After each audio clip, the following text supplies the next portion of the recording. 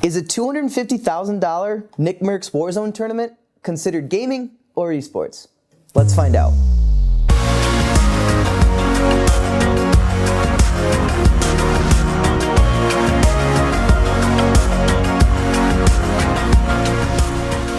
Hi guys, and welcome back.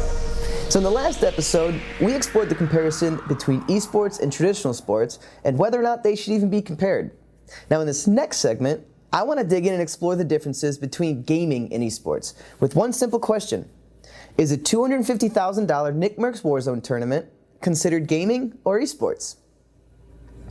You see, there's a massive divide between the casual gamer and the hardcore esports fan. You know, it's weird, right? When an influencer like NickMercs, Vicstar, or Dr. Disrespect can stream their own tournament without really the support of a huge production team, yet it still garners significantly more viewership than a lot of esports events. But again, what actually makes it an esports event? Is it when there's money and a brand involved? Is that when we actually consider it esports? I want to try and find out that dividing line between gaming and esports. I think that what people are trying to get at and the difference is that, like, I think the esports world is way smaller than the gaming world, and the esports world takes a lot of the news and headlines. But to me, if it's a competition with a consistent and like codified rule set, to me that would be something that could enter into the realm of competitive esport. I think that gaming and like the broader industry, is absolutely a part of that. But I think that we've put a lot of money. Like, I remember we did $1 million Quake tournament when I was working on Quake Champions. There was no need to do that. And like, I guarantee you the viewership that we got if we put up $1 million versus $500,000 would have been, pretty much the same. It's definitely competitive gaming. Esports, I think it needs to be a bit more professionalized before it officially crosses over to that at least category, like what you'll see with third-party TOs and publishers with their leagues. So I wouldn't go as far as saying that a big requirement for me is it needs to be competition at the highest level. So you need to be having the best players in the world competing with some structure for a common goal. I think that, yes, they're in a way we're all competing for eyeballs. That's ultimately what we're doing, right? So you're on the platform, everybody's working hard to build a community and viewership. We hope that there's gains across the board and that we're introducing new people and new viewers to our communities and to our scenes, and that all ships are rising. Absolutely. I think that's what you see year over year with the growth on the platform with Twitch is more people are being introduced to content from a gaming perspective. Cool. More people are being introduced to Twitch, to creators, to teams.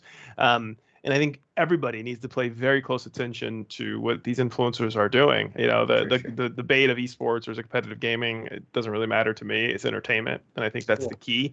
The best answer I could give you is for most of them, I think they're both. It's really hard, in my opinion, for influencers at that level, at the NickMercs level, the Dr. Disrespect level. It's really hard to get to that place if you're not like already in the top 15% skill-wise, right? You may not be elite, like pro status, but those people are going to impress most of the people that would watch them from their skill. But the other side, the other thing that they bring to the table is this crazy character like Dr. Disrespect or XQC. Competitive gaming by itself is entertaining to a lot of people. That's why esports has grown to be what it is. But there are other things that are not necessarily just competitive that are entertaining to people. A la, see Twitch, see just chatting, see, all of the different options that Twitch now has for the viewing audience. A lot of it, most of it is not competitive in nature in any way. It's more about the person that's on the camera or the community that's being built. And then you have people that are former pros that can do both and they have the pro career, like Scump would be a good example, right? You have a pro career, you're just nasty at the game, but his personality and his brand are going to take him far beyond his playing days. I don't think a lot of what I do anymore is considered esports, but a lot of the reason companies still want to work with me is because I was an esports player. Right. But when I interact with communities and scenes all the time, I'm just laughing. Like, these kids that crush it at home.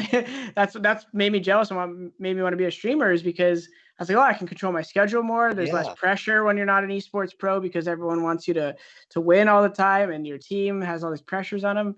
And I think you're definitely onto something when you're discussing the fact that, there's a lot of value propositions and things coming from the gaming space that aren't just esports. Maybe even starting now with like what we're talking about, maybe these conversations will become more popular to the mainstream, because people are going to come in and they're going to be confused. What is esports and what's not it? And it didn't always really bother me, because I was like, oh, people would just watch what they like. And maybe the only thing that's a problem is where people don't know what to watch because they don't know what is what. So they're like, do I watch Twitch? Do I watch YouTube? Yeah. Do I go into these subsections? And then there's so many influencers in each subsection. I mean, there's people that just play Skyrim mods or Sims mods. When you're content creators and you love making content, what people don't see is that's just the tip of the iceberg when they're on camera. There's actually a ton that goes on behind the scenes. So they're going to have the right team in place to support them so that it doesn't affect the content, so that their energy is where it needs to be, pouring back into their communities, doing really amazing work for them. It's only going to continue to get bigger. Streaming's only going to continue to boom. But it goes back to something I've shared with you earlier. It's a different strategy, right? UGC, user-generated content from a streamer in their home, is different than owned and operated from a professional structured environment. It's just two different issues, two different strategies that I think need to run parallel.